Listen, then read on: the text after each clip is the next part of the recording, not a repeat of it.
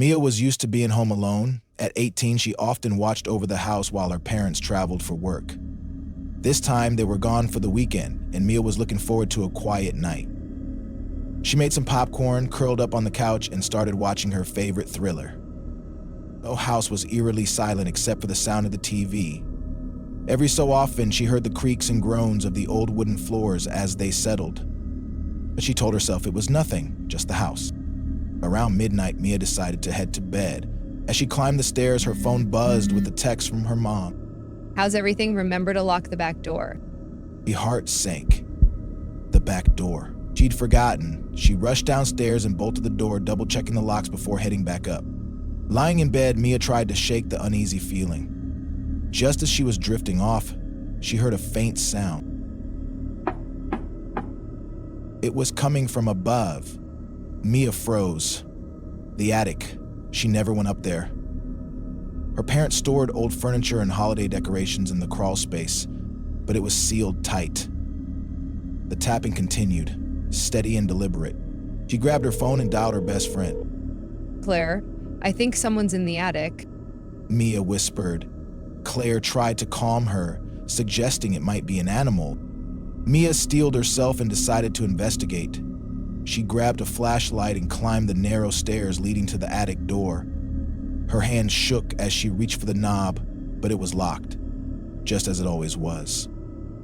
Relieved, she turned to go back downstairs, but then she heard it again.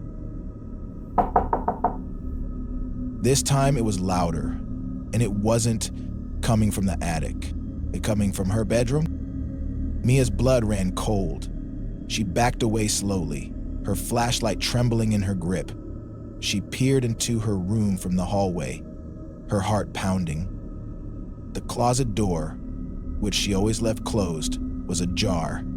She bolted down the stairs and out the front door, dialing 911 as she ran. The police arrived within minutes. When they entered the house, they found the back door lock had been tampered with. And in the closet, a man was crouched inside, clutching a knife.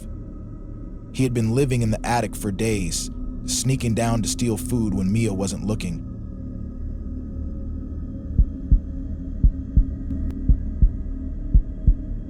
Anna was home alone for the weekend while her parents attended a wedding out of state. She loved the quiet until her landline phone started ringing. Hello? She answered, but no one spoke, just static. She shrugged it off as a prank and hung up.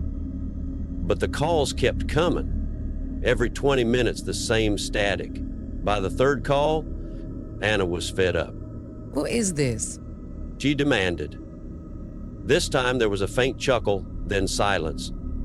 Her chest tightened. She called the phone company to trace the number. They promised to investigate and told her not to worry. But just as she hung up, the phone rang again. She didn't answer. Instead, she texted her friend Sarah to come over. Sarah replied, "Be there in 10 minutes. Relieved, Anna turned off the lights and waited by the window. When headlights appeared in the driveway, Anna ran to the door to greet Sarah. But when she opened it, the driveway was empty. The headlights she'd seen weren't outside. They were reflecting off the glass window from inside the house.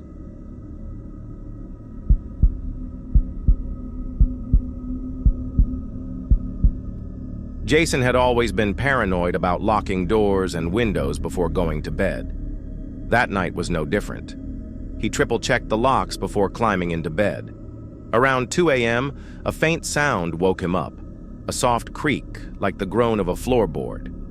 He sat up, heart racing, and listened intently. Silence. Jason tried to convince himself it was just the house settling, but his instincts told him otherwise. Grabbing his phone, he activated the flashlight and scanned the room. Nothing. He ventured out into the hallway, checking each room as he went. Living room? Empty. Kitchen? Empty. The windows were all still locked. Relieved, he headed back to his bedroom. That's when he noticed it. The window in his room was wide open. Jason froze. He was certain he'd locked it. The curtains billowed slightly in the breeze. Slowly, he approached, his flashlight trembling in his hand. As he reached the window, he saw it. A faint handprint on the glass, fresh and glistening in the moonlight. Panicked, Jason spun around, his flashlight sweeping the room. He was alone. But then, from under the bed, he heard a faint whisper.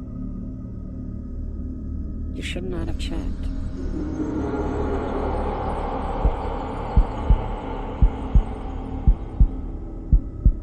Ella hated her basement. It was old, dark, and the single light bulb hanging from the ceiling flickered constantly. But when the power went out one stormy evening, she had no choice but to venture downstairs to check the circuit breaker. With her flashlight in hand, she descended the creaky wooden stairs. Each step echoed ominously. She found the breaker box and flipped the switches. Relief washed over her as the lights in the house came back on. As she turned to leave, her flashlight caught something odd. A small, dusty shoe print on the basement floor. It wasn't hers. Her chest tightened as she realized the shoe prints led to a corner of the basement where an old storage cabinet stood. The cabinet door was slightly ajar. Heart pounding, Ella approached it.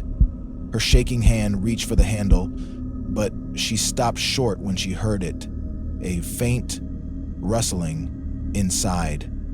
He dropped the flashlight and bolted upstairs, slamming the basement door behind her. She locked it and called the police. When they arrived, they found the basement empty except for the cabinet. Inside was a nest of blankets, food wrappers, and a notebook filled with pages of incoherent scrawls. At the bottom of the last page, in jagged writing, were the words, "She hasn't seen me yet."